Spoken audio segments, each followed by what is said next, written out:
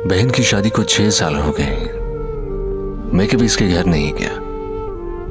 ईद के दिनों और ऐसे ही कभी कभार अबू या अम्मी जाते हैं। मेरी बीवी एक दिन मुझसे कहने लगी, आपकी बहन जब भी आती है इसके पीछे घर का हाल बिगाड़ कर रख देते हैं, खर्च डबल हो जाता है। और तुम्हारी माँ हमसे चुप छुपा कर कभी इसको साबुन की पेटी देती है, कभी कपड़े, कभी सर्फ के डब्बे और कभी कभी तो चावल का थैला भर देती है।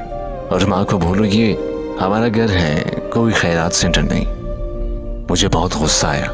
मैं मुश्किल से खर्च पूरा कर रहा हूँ और माँ सब कुछ बहन को दे देती है। बहन एक दिन घर आई हुई थी। इसके बेटे ने टीवी का रिमोट तोड़ दिया। मैं माँ से गुस्से में कह रहा था, माँ बहन को बोलो यहाँ ईद में आया करे बस। और ये जो आप साबुन, सर्फ और चावल का थैला भर कर देती है ना, इसको बंद कर दे सब। माँ चुप रही, लेकिन बहन ने सारी बातें सुन ली थी। मेरी बहन कुछ न बोली। 4 बज रहे थे। अपने बच्चों को तैयार किया और कहने लगी, भाई मुझे बस स्टॉप तक छोड़ाओ।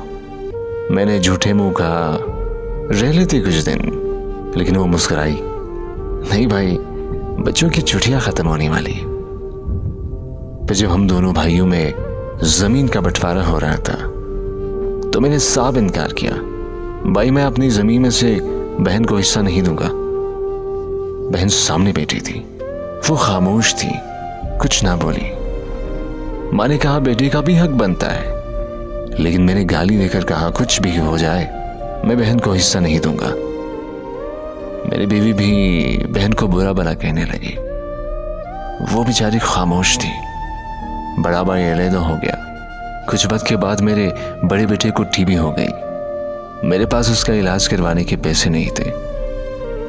बहुत परेशान था मैं, कर्ज भी ले लिया था लाख रुपए। भूख सर पर थी और मैं बहुत परेशान था। कमरे में अकेला बैठा था, शायद रो रहा था अपनी हालात पे। इस वक्त वही बहन घर आ गई। मैंने गुस्से से बोला, अब ये आ गई है मनूस।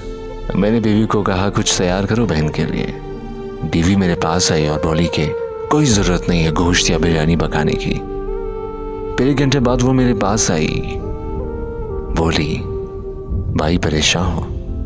बहन ने मेरे सर पे हाथ फेरा, बड़ी बहन हो ना तुम्हारी, गोद में खेलते रहे हो, अब देखो मुझसे भी बड़े लगते हो। फिर मेरे करीब हुई, अपने पर्स से सोने के कंगन निकाले, मेरे हाथ में रखे, आहिस्ता से बोली, पागल तुम्हें परेशान होता है? बच्चे स्कूल में थे, मैंने सोचा दौड़ते दौड़ते भाई से मिल रहा हूं। ये कंगन बेचकर अपना खर्चा कर, बेटे का इलाज करवा। शक्ल तो देख जरा, क्या हालत बना रखी है तुमने। मैं खामोश था, बहन की तरफ देखे जा रहा था।